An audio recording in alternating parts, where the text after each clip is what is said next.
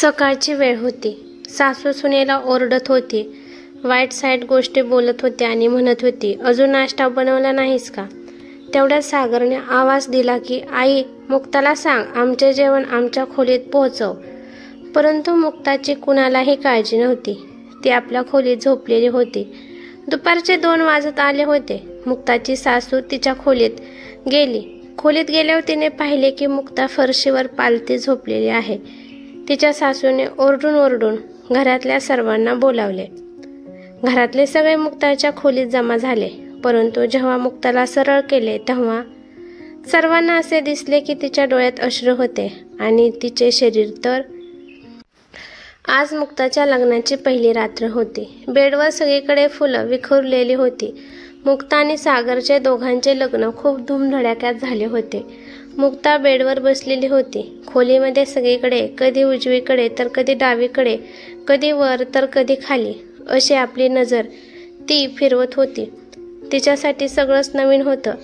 जिज्ञासू नजरेने ती सगळीकडे पाहत होती. तिच्यासाठी घरातले सर्व लोक, घरातील प्रत्येक वस्तू नवीन होती, अनोळखी होती.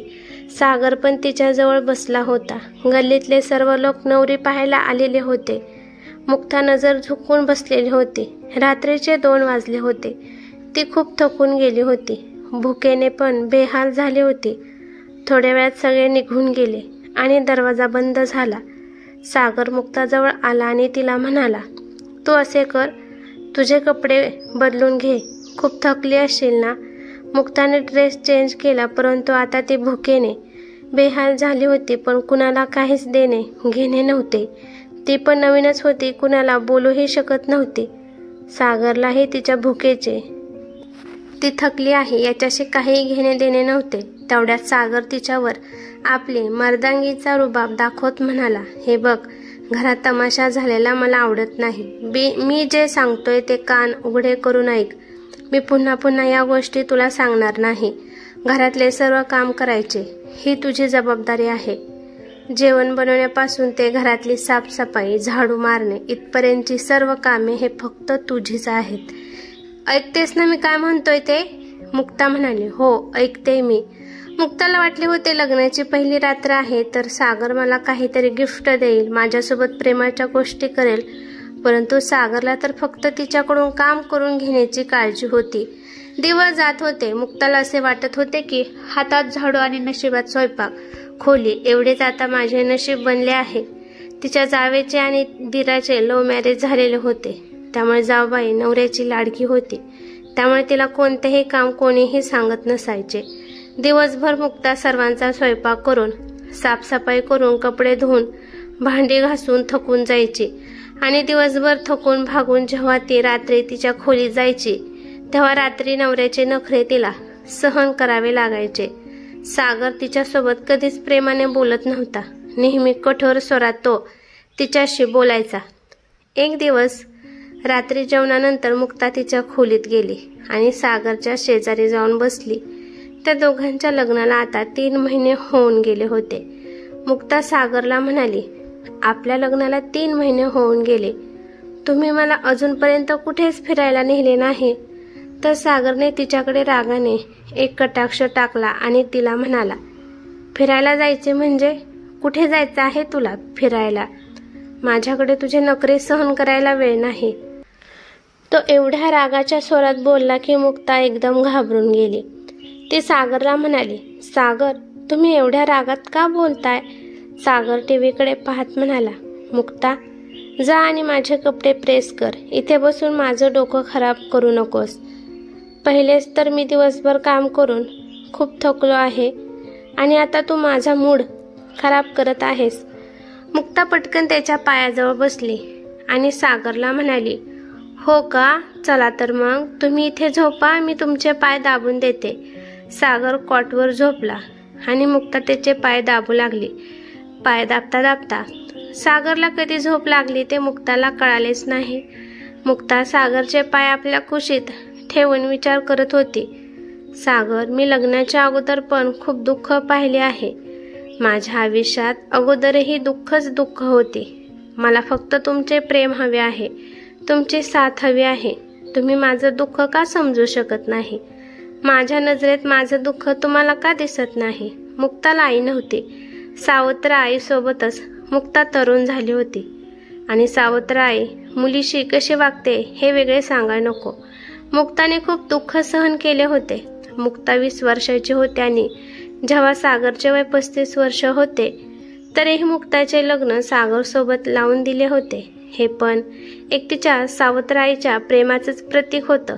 यावरूनच समजते की सावत्र आईचे तिच्यावर किती प्रेम होते. तिला फक्त मुक्तापासून सुटका हवी होती. म्हणून तिने कोणताही विचार न करता मुक्ताचे सागरसोबत लग्न लावून दिले. मुक्ता सागरचे पाय आपल्या मिठीत घेऊन आपल्या जीवनसाथीला ही जाणीव करून देत होती की माझे तुमच्यावर खूप प्रेम आहे. आणि त्याच्याकडे थोड्याशा प्रेमाची ती जशी काही भीकच मागत होती. रोज सकाळी मुक्ता सर्वांच्या अगोदर उठायची, सर्वांसाठी नाश्ता बनवायची. ही फक्त तिच्या एकटीची जबाबदारी असायची. ती तिचे दुःख कुणाला सांगू शकत नव्हती. ती फक्त आपले वैवाहिक आयुष्य सुखी करू इच्छित होती. तिला फक्त सागरची साथ हवी होती.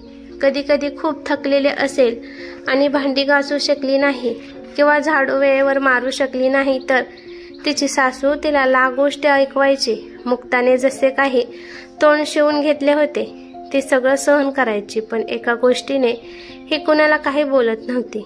एके दिवशी ती सागरला म्हणाली, सागर मला महिन्याला 500 रुपये द्याल का? तर सागर एकदम रागात तिच्याकडे पाहू लागला आणि म्हटला, तुझी तब्येत तर ठीक आहे ना? का वेळ लागली आहे तुला? 500 रुपये कशाला हवे आहेत? मुक्ताने खूप प्रेमाने उत्तर दिले. ती म्हणाली, अहो मी एक स्त्री आहे आणि स्त्रियांना आणखीन भरपूर गोष्टीची आवश्यकता असते. माझ्याकडे जर पैसे असले तर मी बाजारात जाऊन मला जे लागते ते घेऊन येईल. मी प्रत्येक गोष्टीसाठी तुमच्या भावाकडे पैसे कसे मागू आणि मी त्यांना माझ्यासाठी या गोष्टी घेऊन या असेही सांगू शकत नाही. सागर मुक्ताला म्हणाला, बस कर, तू मूर्ख आहेस का? मला तुझी एकही गोष्ट ऐकायची नाही. मी तुला एवढे पैसे देऊ शकत नाही आणि माझ्याकडे एवढे पैसे नाहीत की मी तुला ते पैसे वेगळे खर्च करायला देईल. तुला जे हवं आहे ते आईला माग, ती तुला बाजारातून आणून देईल. आणि तुला जर वेगळा खर्च हवा असेल तर त्याच्यासाठी माझ्याकडे पैसे नाहीत. मुक्ता सागरजवळ जाऊन बसली आणि पुन्हा प्रेमाने त्याला बोलू लागली, सागर ठीक आहे, तुमच्याकडे पैसे नाहीत तर तुम्ही मला तुमचा वेळ द्या. फक्त तुम्ही माझ्यासोबत प्रेमाने बोला, मला प्रेमाने आवाज द्या, माझं नाव प्रेमाने घ्या. माझ्यासाठी एवढेच खूप आहे. देवाची शपथ मी बाकी सगळं विसरून जाईल. तुम्ही जर माझ्यासोबत प्रेमाने वागलात तर दिवसभराची थकावट, जुने दुःख मी सगळं विसरून जाईल. फक्त तुम्ही मला प्रेम द्या. हे ऐकून सागरने थोडंसं गालातच स्मित हास्य केलं आणि मुक्ताला म्हणाला, मी प्रेमानेच तर बोलतो तुझ्याशी. तो असे बोलल्यावर मुक्ता थोडीशी लाजत लाडात येऊन बोलली, तुम्ही कुठे प्रेमाने बोलता माझ्यासोबत? नेहमी रागातच तर पाहता माझ्याकडे. आणि असेच लाडात बोलत ती सागरला म्हणत होती की हे पहा, माझा वाढदिवस होता आणि त्या दिवशी मी तुमचे नाव माझ्या हातावर मेहंदीने लिहिले आहे, हे पहा. पण सागरला हे सगळं ऐकण्यामध्ये काहीच रस नव्हता. तो मनात विचार करत होता, कुठून फसलो हिच्यासोबत? काय पागल माझ्या नशिबात पडली आहे? सागरने थोडेसे ऐकल्यासारखे केले आणि मुक्ता, मला काम आहे, मी जरा बाहेर जाऊन येतो असे म्हणून तिच्यापासून पिच्छा सोडवला आणि तो बाहेर निघून गेला. थोडे दिवस गेले आणि त्यांनी त्यांच्या घराचे काम सुरू केले. सागर मुक्ताला म्हणाला, मुक्ता आज रात्री घराच्या विटा येणार आहेत, तू आम्हाला मदत कर. सर्व विटा घरामध्ये फेकायच्या आहेत. मुक्ताने दिवसभर घरातली सर्व कामे केली आणि रात्री 3 वाजेपर्यंत त्या सर्व विटा घरात फेकल्या. 3 वाजता तिचे ते काम संपले. तिचं पूर्ण शरीर दमून गेलं होतं आणि खूप दुखतही होतं. तिला असं वाटत होतं की माझ्या शरीरात काही जीवच राहिला नाही. तिचं डोकं पण जड पडलं होतं. ती सागरजवळ गेली आणि सागरला म्हणाली, प्लीज सागर, माझं थोडं डोकं दाबून देता का? माझं डोकं खूप दुखत आहे. सागरने कूस बदलली आणि तिला म्हणाला, जा डोक्याची गोळी खा, माझ्याकडून तुझं डोकं दाबलं जाणार नाही. त्याचे बोलणे ऐकून मुक्ता तशीच त्याच्या शेजारी कूस बदलून झोपून गेली. माहीत नाही का पण मुक्ताच्या डोळ्यातून सतत अश्रू वाहत होते. तिला खूपच त्रास होत होता. ती तिच्या तोंडावर हात ठेवून तोंड दाबून रडत होती. तिला वाटले माझ्या हुंदक्याने सागरची झोप मोड नको व्हायला. ती रात्रभर रडत राहिली. रात्रभर तिला एवढा त्रास झाला की ती झोपू पण शकली नाही. थोडा डोळा लागलाच होता की सकाळच्या सासूबाईच्या आवाजाने तिची झोपमोड झाली. डोळे उघडले तर तिला असे वाटत होते की मी आताच तर झोपले होते आणि लगेच सकाळ पण झाली. तिची सासू बाहेर शिव्या देत होती की मॅडम अजून पण झोपलेली आहे, लाज वाटत नाही तिला? वेळ तर बघावी ना आता. सागर पण तापला होता. रागात तो मुक्ताला म्हणाला, तुला लाज वाटत नाही का? किती वेळ झाला आहे बघ एकदा घड्याळात. आई स्वतःच नाश्ता बनवत आहे, तुझे डोळे उघडत नाहीत का? वेळेवर मुक्ता आता काय बोलणार होती? या सर्व गोष्टीचा सागरलाच काही फरक पडत नव्हता, तर तिने बोलून काहीही उपयोग होणार नव्हता. सासू ओरडत होती, मुक्ता कुठे मेली आहेस? तुला माझा आवाज ऐकायला येत नाही का? मुक्ताने सर्व ऐकले. कुणालाही उलट उत्तर न देता तिने स्वतःचे सर्व आवरले आणि ती पटकन आवरून स्वयंपाक खोलीत गेली. स्वयंपाकघरातले सर्व काम केले. तिची तब्येत खूपच खराब होती, पण ती कोणाला काहीच बोलली नाही. मुक्ता आणि सागरच्या लग्नाला आता 3 वर्ष होत आले होते, पण अजूनही त्यांना मूलबाळ झाले नव्हते. तिचा एकही दिवस नीट जात नव्हता. त्यातच घराचे काम चालू केल्यामुळे ती दिवसभर मजदुरांसारखे काम करत होती. दिवसभर सर्वांसाठी जेवण बनवत होती आणि एवढं सगळं करून पुन्हा रात्री विटा उचलायची तर कधी माती उचलायची. 4 महिने तिने अगदी मजदुरांसारखे काम केले.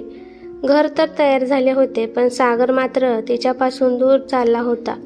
जवळ राहूनही त्या दोघांमध्ये दुरावा वाढला होता. सागर तिच्यापासून दूर दूर राहत होता. दिवसभराची तरी आता रात्री पण दिसून येत होती. दोघांमध्ये आता रोज रात्री दिसून येणारे प्रेम पण शिल्लक राहिले नव्हते. आता तिला मूलबाळ न होण्याचे टोमणे पण ऐकायला मिळत होते. तिला आता भीती वाटत होते की सागर तर अगोदरच तिला खूप दुःख द्यायचा, पण आता मूलबाळ न होण्यामुळे तिला घरच्यांकडून आणि सागरकडूनही टोमणे मिळत होते. अधूनमधून तिच्या कानावर असे येत होते की सागर आता दुसरे लग्न करणार आहे आणि घरचेही म्हणायचे की आता सागरचे दुसरे लग्न करावेच लागेल. तिला कळत होते की काहीतरी वाईट होणार आहे. मुक्ता आता त्या घरात एक मोलकरणी एवढेच अस्तित्व राहिले होते आणि ती फक्त तोंड शिवून सगळं सहन करत होती. तिला फक्त आता एकच भीती होती, सागर तिला त्याच्यापासून दूर ना करो. एके दिवशी तिच्या जावेची छोटी मुलगी तिच्याकडे आली आणि तिला म्हणाली, माझी मम्मी म्हणत होती की सागर काका आता आमच्यासाठी नवीन काकू घेऊन येणार आहेत. आता मुक्ताला असे वाटत होते की तिच्यावर जशी काही वीज कोसळली आहे, पण तरीही ती गप्प होती. सागर आपल्या खोलीत बसून चेहऱ्याला क्रीम लावत होता. मुक्ता त्याच्याजवळ गेली आणि त्याला म्हणाली, आजकाल खूपच क्रीम लावत आहात, पण खूप सुंदर दिसत आहात. मुक्ताने सागरच्या खांद्यावर आपलं डोकं देऊन बोलू लागली, सागर तुम्ही आयुष्यभर खुश राहा. मी देवाजवळ एवढीच प्रार्थना करते की आपली जोडी देवाने सलामत ठेवावी. ती सर्व दुःख आपल्या हृदयात लपवून स्वतःला समजावत होती. तिला असं वाटत होते की माझे बोलणे ऐकून सागर मला सोडून जाणार नाही, परंतु तो दिवस आलाच. मुलीकडचे सागरला पाहायला त्यांच्या घरी आले. सासूने खूप रागात आणि सक्तीने मुक्ताला सांगितले की स्वयंपाक खोलीत स्वयंपाक तयार कर आणि गपचूप तुझ्या खोलीत निघून जा. कुणाच्याही समोर येण्याची काही गरज नाही, तू मनहूस आहेस. सासू खूपच रागात बोलत होती.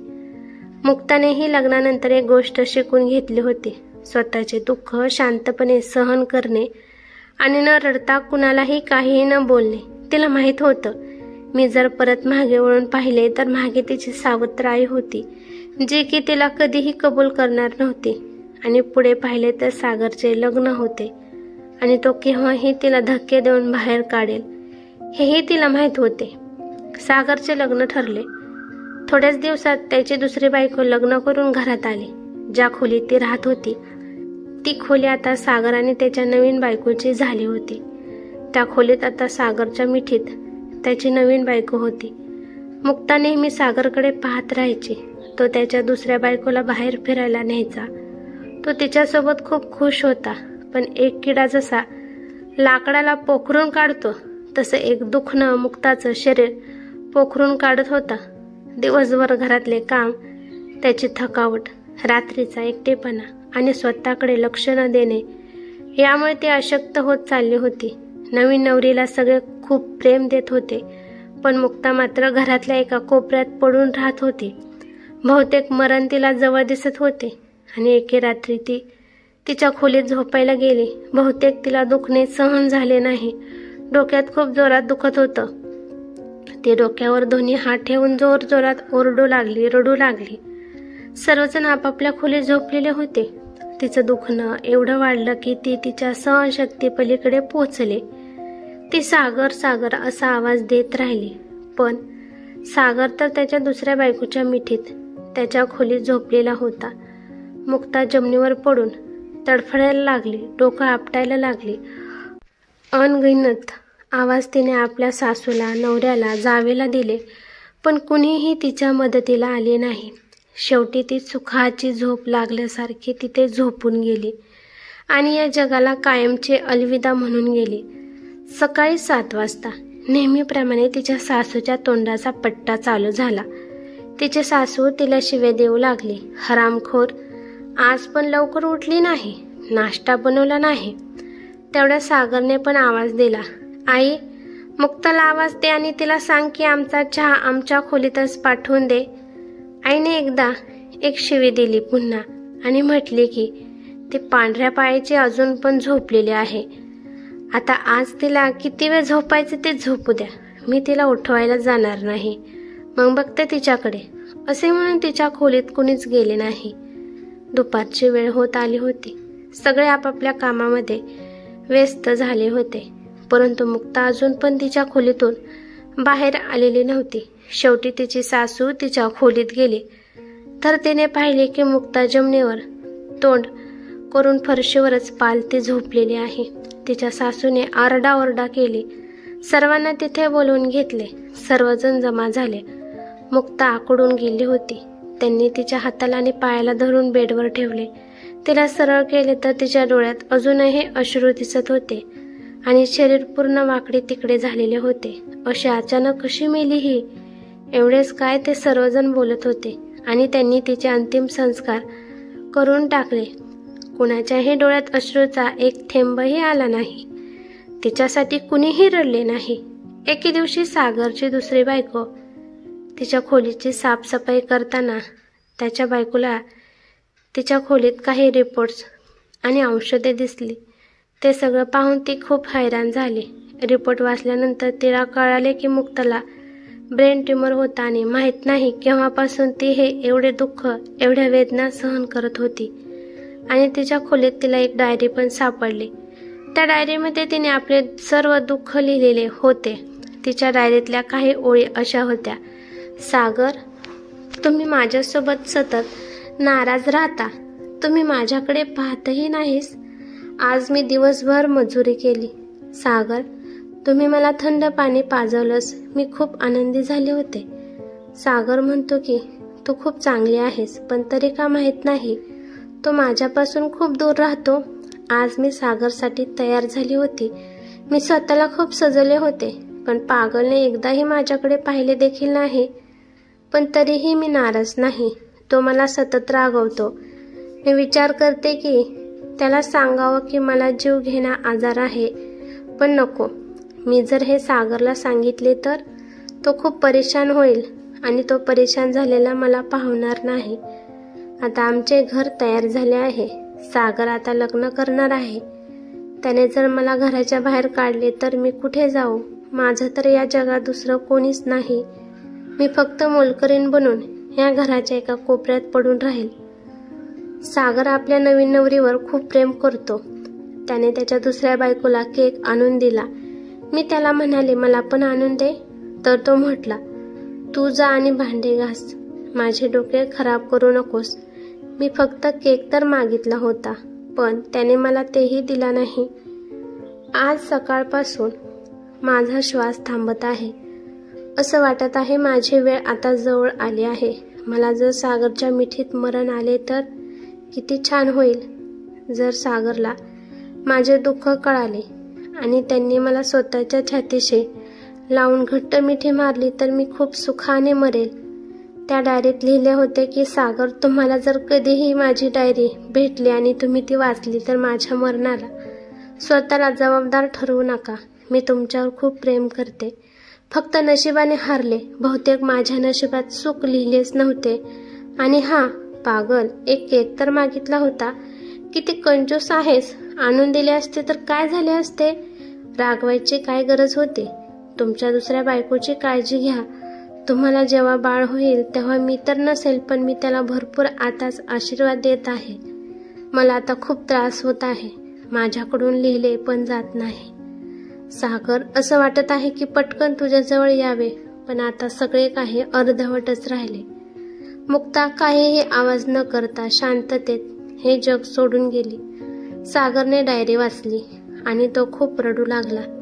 त्याच्या अश्रूचा बांध फुटला, पण आता रडून काहीही फायदा नव्हता. ती बिचारी तर माहित नाही किती रात्री आणि किती दिवस रडली होती. सागर तिच्या अस्थि कलशाच्या पुढे बसून खूप रडला आणि माफी मागू लागला, पण आता माफी मागून आणि रडून काहीच उपयोग नव्हता. मुक्ता महागारी थोडीच येणार होती.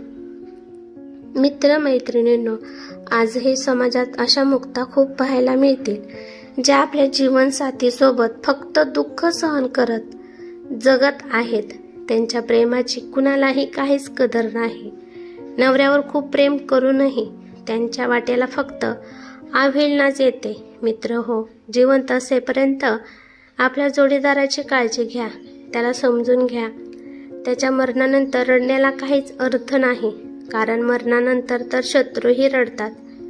आपल्या घरातील व्यक्तीवर खूप प्रेम करा. आयुष्य एकदाच मिळते. आज तुम्ही त्यांना जवळ केले तर उद्या ते तुम्हाला जवळ घेतील. राग आल्यास शांततेत समजावा. आज ती सून आहे, बायको आहे, पण उद्या तुमची मुलगी, बहीणही कुणाची तरी बायको, सून होणार आहे. हे कधीही विसरू नका. ही कथा कशी वाटली ते मला कमेंट करून नक्की सांगा. कथा आवडली तर लाईक शेअर नक्की करा आणि चॅनेलवरती नवीन असाल तर चॅनलला सबस्क्राईब करा. धन्यवाद.